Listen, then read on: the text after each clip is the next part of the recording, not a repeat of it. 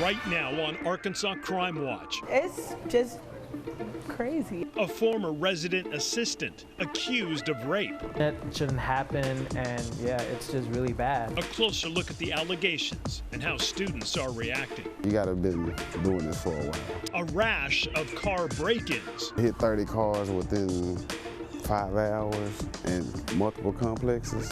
Where the crimes took place and who police say is responsible. She lied to her banks. An elderly woman sued by the Attorney General. Miss Butler knew exactly what she was doing. The multi-million-dollar scheme she's accused of playing a role in. Through 75 counties and hundreds of investigations, from the most violent crimes to petty infractions. This is Arkansas Crime Watch with Kevin Kelly. Good evening and thanks for watching Arkansas Crime Watch on Fox16.com. I'm Kevin Kelly. Isaac Tape is charged with 1 count of rape. According to the UCA police report, the incident happened at a dorm on campus in just the June of last year. Tonight, our Rochelle Turner has a reaction from a student who used to work with Tape. Last month, police arrested 21-year-old Isaac Tape, a former student and resident assistant at the University of Central Arkansas in Conway. He's accused of raping an 18-year-old woman on campus. It's just crazy, honestly, because we worked together. Like, that was my co-RA. It happened in June of 2019, and it's something Astria Clark just can't wrap her mind around. It's just weird. According to the report, the woman went to an event at the new dorm hall. After the event, the woman went to Tape's room with his friend. While in the room, she says that they drank orange juice while talking with one another. She states that after a few drinks, Tape's friend left the room, and she says Tape then forced her clothes off and began to rape her. She says she didn't have enough strength to fight back.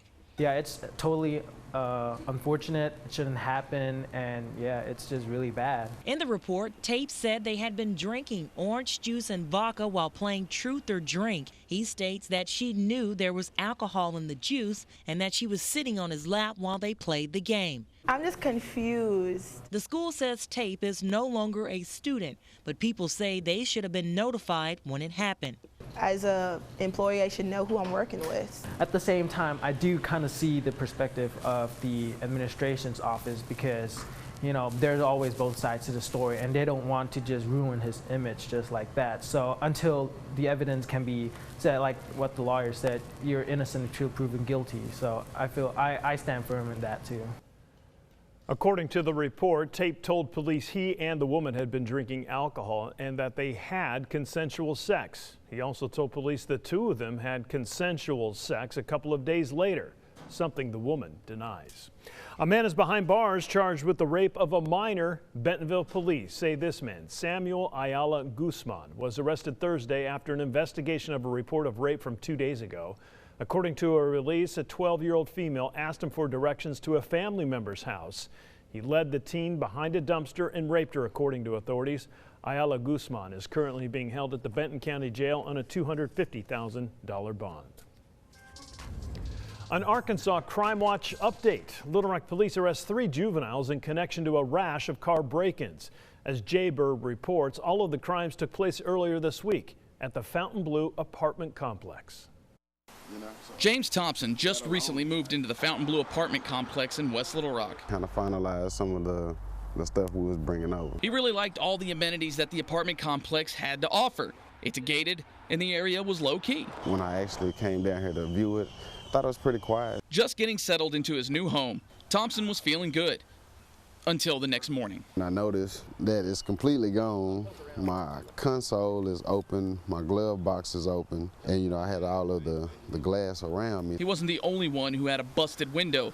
Upwards of about 30 cars were broken into at the complex, and Thompson is now second-guessing moving in. It did, it really did. 2 kids and a wife, I gotta wear it. I expected to have problems parking.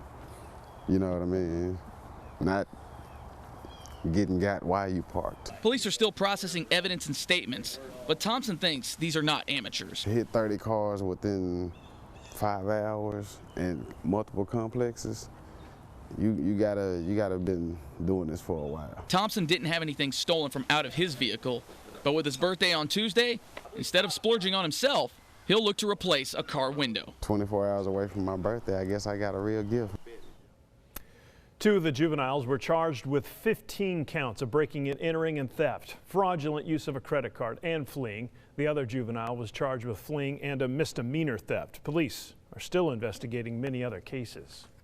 Arkansas Attorney General Leslie Rutledge suing a Hot Springs woman who she says is operating as a money mule in a multi-million-dollar Jamaican scheme.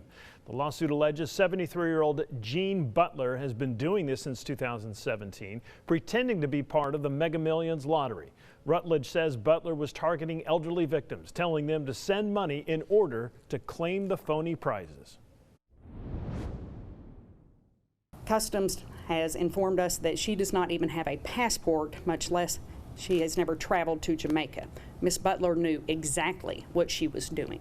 See, she lied to her banks and said, I'm going to Jamaica, because she knew it would red flag. The lawsuit is hoping to get restitution for those who scammed and requires Butler to cooperate as the investigation continues. Turning now to our crime tracker report, the Clay County Sheriff's Office investigating the death of a St. Francis man. According to deputies, 74-year-old Larry Boyer was found dead in his front yard last Sunday. The sheriff says Boyer's wife was inside the house when she heard gunshots. When she ran outside, she saw her husband in the front yard. So far, no arrests have been made, and the sheriff's department is now asking for the public's help. A judge in Sebastian County speaking out about overcrowding in the county jail. Officials say that jail consistently runs 20 to 30 inmates over capacity.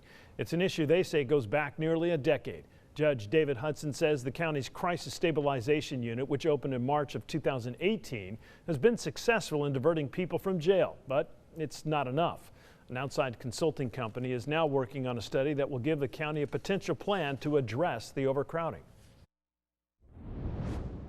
In 2012, the population started going up, and it continued to go up into the 500s per day. We have a 356 inmate jail. Judge Hudson says building a bigger building is not a long-term solution. Officials say ultimately a solution could involve going to the public for money. Concerning allegations made by a student claiming a Pine Bluff High School principal sexually harassed him. It's the latest claim to be filed against this man, Dr. Michael Nellums. It's now the 4th lawsuit to be filed against him. Following our initial investigation, Nellums was placed on administrative leave. Our Susan L. Corey looking into the new lawsuit. A trip to the principal's office at Pine Bluff High School is what one student says started weeks of sexual abuse by Principal Michael Nellums. The now 19-year-old filed this lawsuit, claiming he got in trouble over a fight and was sent to meet with Nellums. According to the suit, Nellums started rubbing the teen's back, and at the same time, Nellums held his own genitals. It goes on to say the abuse continued, with Nellums hinting the teen could avoid punishment if he performed sexual favors. Nellums denies any wrongdoing and filed a countersuit for defamation. But this isn't the first time questions about Nellums' behavior have come up. I pulled school records and found 3 complaints against him.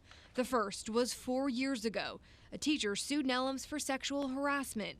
The school district settled with her for $50,000. 2 years later, a former high school principal claimed Nellums falsely accused him of changing grades. The district also settled with him for $80,000. Then this year, a former secretary accused him of sexual discrimination. All red flags to a former school board member who tells me the administration, past and current, were warned about the behavior of the Pine Bluff High School principal. The former school board made a bad decision by placing Nellums back at the high school. Nellums' lawyers say they'll continue to fight all of these allegations. Nellums is currently on paid administrative leave pending the outcome of the investigation. Several sources telling Fox 16 the FBI is investigating him, but a Bureau spokesperson says they can't confirm or deny that. Tonight's Mug of the Week goes to this man, Jose Alvarez. He was booked into the Saline County Jail last Monday and now faces a number of charges, including careless, negligent driving, driving while intoxicated, endangering the welfare of a minor, and having no liability insurance. As we leave you, here's a look at Arkansas's Most Wanted. We want to remind you all of the suspects you've seen tonight are innocent until proven guilty in the court of law. Remember, if you have any information on any of these cases we talked about tonight, you're asked to call your local police department. Thanks for watching Arkansas Crime Watch. I'm Kevin Kelly. Be smart, be safe, and if you see something, say something. I'll see you tomorrow night on Fox 16 News at 5:30 and 9.